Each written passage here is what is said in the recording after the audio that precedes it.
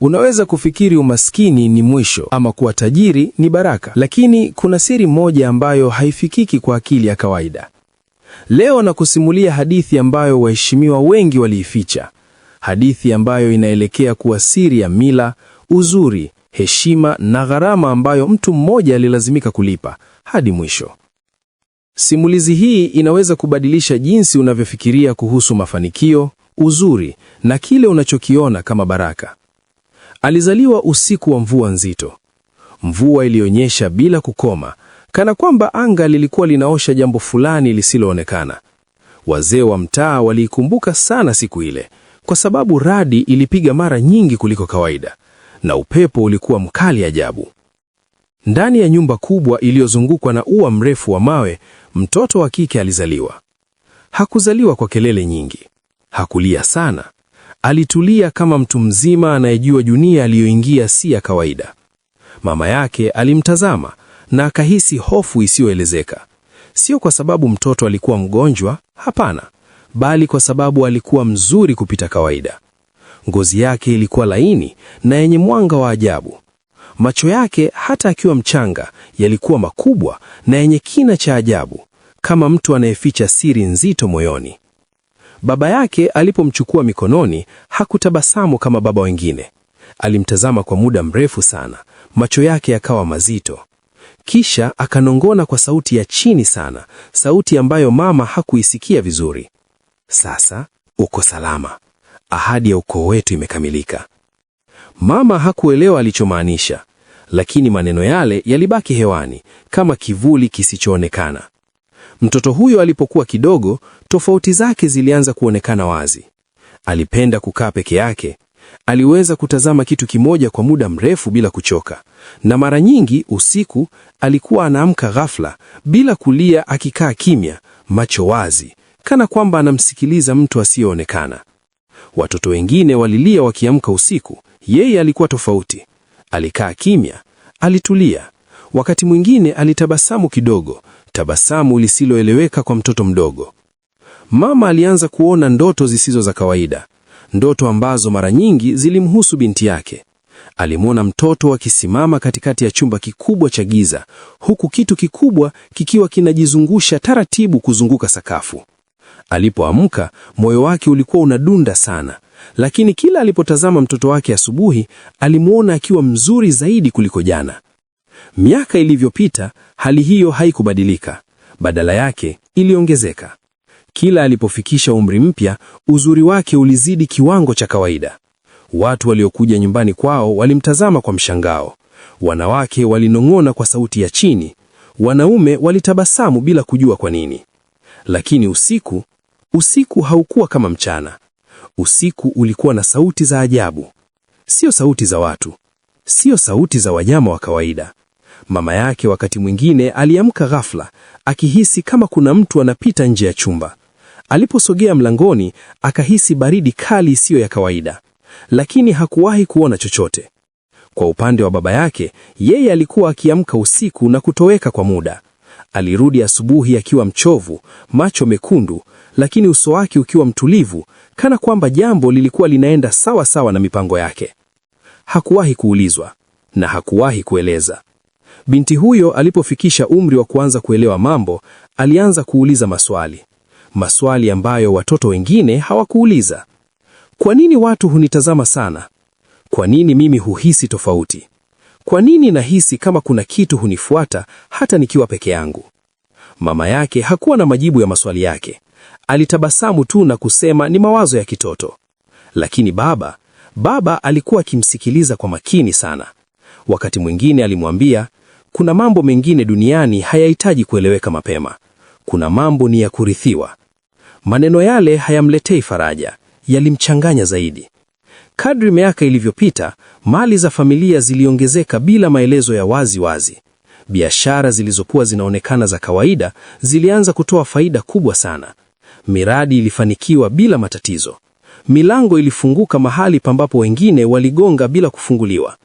Watu walianza kusema familia hile ilikuwa na bahati. Wengine walisema walibarikiwa. Lakini wachache waliongea kwa sauti ya chini sana, wakisema hiyo si bahati ya kawaida. Na wakati wote huo, binti huyo alikuwa anakuwa katika uzuri, katika mafanikio, lakini pia katika hisia ya ajabu ya kuwa amefungwa na kitu kisichoonekana. Usiku mmoja, akiwa bado mdogo, aliamka tena bila kulia. Akatazama kona ya chumba chake. Akahisi uwepo ule ule aliyokuwa kiuhisi tangu akiwa mtoto. Kwa mara ya kwanza alijisemea kimya kimya, "Wewe ni nani?" Na japo hakupata jibu kwa sauti, akahisi wazi kuwa swali lake limesikika. Ujana ulipowadia, mambo yalibadilika haraka kuliko alivyotarajia. Hakuwa tena mtoto wa kuuliza maswali bila kujua uzito wake. Sasa alikuwa msichana aliyekuwa anaelewa anapotazamwa sana. Alianza kugundua kuwa kila alipopita, macho yaligeuka, sauti zilipungua, watu waligeukiana na kunong'ona. Shuleni, walimu walimpenda bila sababu ya wazi. Wenzake walikuwa na hisia mbili juu yake. Wengine walitamani kuwa kama yeye, wengine walimhofia bila kuelewa kwa nini. Lakini jambo moja lilikuwa wazi: hakufanana na mtu wa kawaida. Uzuri wake haukuwa wa kawaida wa mapambo au mavazi. Hata akiwa amevaa nguo rahisi kabisa, uso wake ulionekana kung'aa. Macho yake yalikuwa na mvuto wa ajabu, mvuto ambao haukuelezeka kwa maneno. Na kila alipofikisha umri mpya, uzuri huo haukupungua, uliongezeka.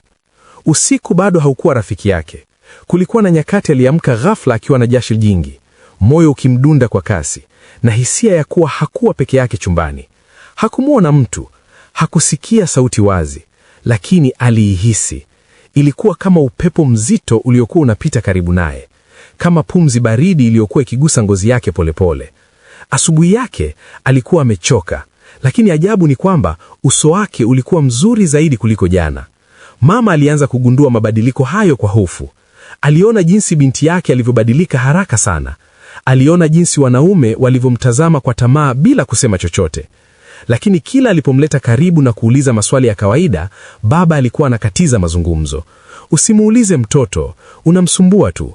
Mambo mengine yaache mtoto aishi kwa amani." Maneno hayo hayakumpa mama yake amani, lakini pia hakuwa na nguvu ya kupinga. Miaka ya ujana iliambatana na ongezeko kubwa la mali nyumbani. Nyumba ilipanuliwa, samani mpya zikaletwa, magari mapya yakasimama uwani. Biashara ambazo baba alikuwa akisimamia zilikuwa zikifaulu kupita kiasi. Miradi ilifunguliwa na kufungwa kwa faida kubwa. Watu walikuja kuomba ushauri, kuomba mikopo, kuomba baraka. Na kila mafanikio mapya yalipotokea, binti huyo alihisi jambo lile lile usiku uliofuata.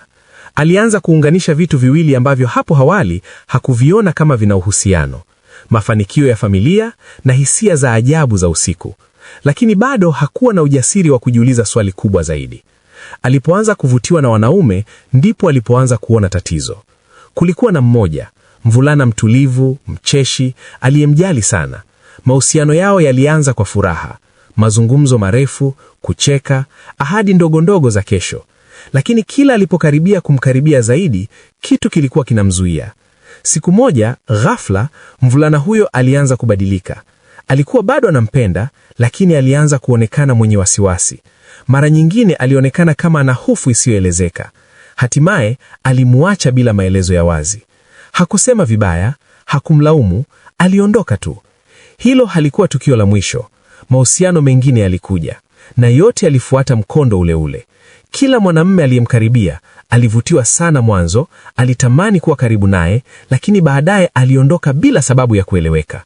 Wengine walimkwepa, wengine walimwambia hawako tayari, wengine walinyamaza kabisa. Binti huyo alianza kuumia kimya kimya. Aliuliza, "Kwa nini mimi?" Hakuna aliyekuwa na jibu. Usiku mmoja, baada ya kuvunjika moyo sana, alikaa peke yake chumbani, taa zikiwa zimezimwa, akijaribu kulala. Ndipo hisia ile ya zamani ikarudi, lakini safari hii ilikuwa nzito zaidi. Alihisi kama kitu kimesimama karibu sana, karibu pita kiasi. Mwili wake ukateremka, hofu ikampanda. Kwa mara ya kwanza alitamani kupiga kelele, lakini sauti haikutoka.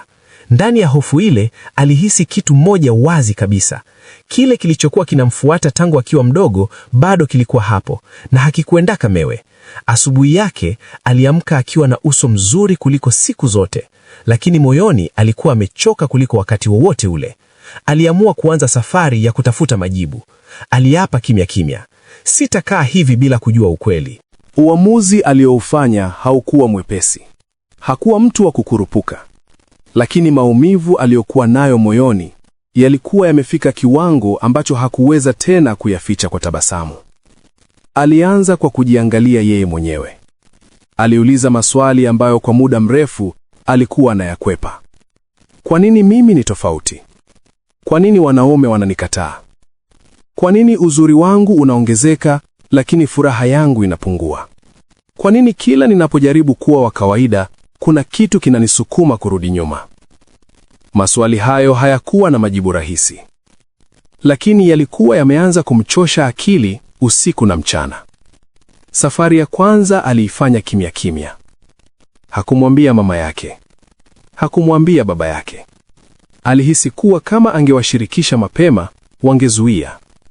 Alienda kanisani. Sio kanisa dogo la kawaida. Ilikuwa ni kanisa lililojulikana kwa maombi marefu na nguvu. Watu walitoka mbali kuja kuombewa hapo. Alikaa kwenye kiti cha nyuma. Aliisikiliza sauti ya mhubiri ikivuma ndani ya jengo lile. Maneno ya imani yalizungumzwa. Ahadi za ukombozi zilitolewa. Lakini ndani yake, moyo wake haukutulia. Wakati wa maombi ulipofika, alisimama. Alienda mbele. Alifunga macho. Aliposikiwa mikono juu ya kichwa chake, alitetemeka ghafla.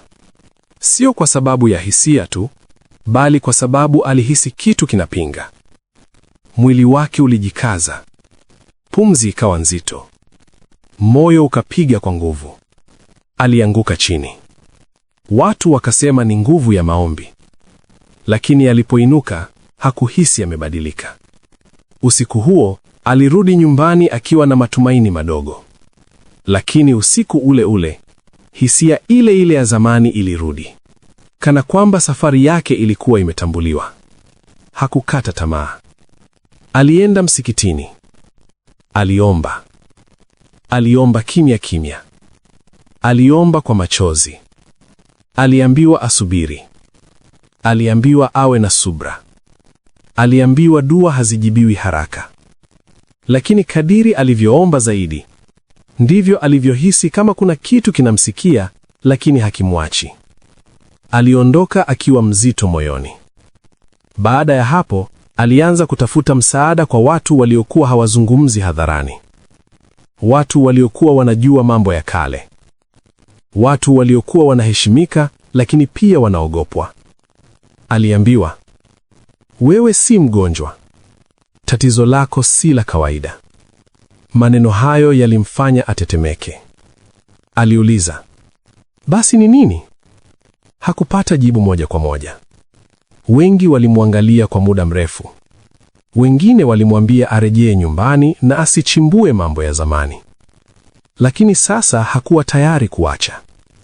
Kadiri safari yake ilivyoendelea, ndivyo baba yake alianza kubadilika.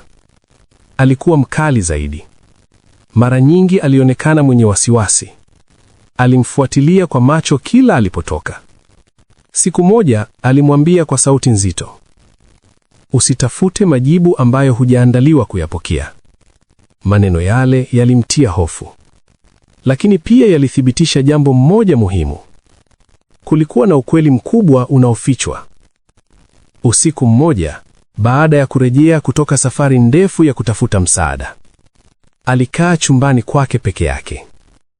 Hakuwasha taa. Alikaa kimya. Aliamua kwa mara ya kwanza kutoogopa. Alisema kwa sauti ya chini lakini yenye msimamo, nimechoka kujificha. Kama uko hapa, nataka nijue. Kulikuwa na ukimya mzito. Ukimya uliodumu kwa sekunde nyingi sana. Ndipo alihisi baridi kali ikipita karibu naye. Sio baridi ya kawaida. Ilikuwa baridi yenye uzito. Mwili wake utetemeka. Lakini hakuondoka. Kwa mara ya kwanza tangu utoto wake, alihisi kuwa anakaribia ukweli. Asubuhi yake hakuenda popote. Alikaa nyumbani. Alimtazama baba yake kwa makini. Na kwa mara ya kwanza, alimuona baba yake sio kama mzazi, bali kama mtu aliyebeba mzigo mzito wa siri. Ndani ya moyo wake alijua safari yake inamrudisha pale ilipoanzia. Usiku ule haukuja kama usiku wa kawaida. Hakukuwa na ndoto, hakukuwa na usingizi mzito. Kulikuwa na uamuzi. Aliketi juu ya kitanda chake, macho wazi, akitazama gizani. Hakuwasha taa, hakujifunika shuka. Aliamua kukaa macho kwa makusudi. Moyo wake ulikuwa unapiga taratibu, lakini kwa nguvu. Sio kwa hofu tu, bali kwa sababu alijua ndani kabisa ya nafsi yake kuwa kama kweli kuna kitu kinamfuata, basi usiku huu kingejionyesha. Sekunde zikapita, dakika zikapita, kimya kizito kikatawala chumba.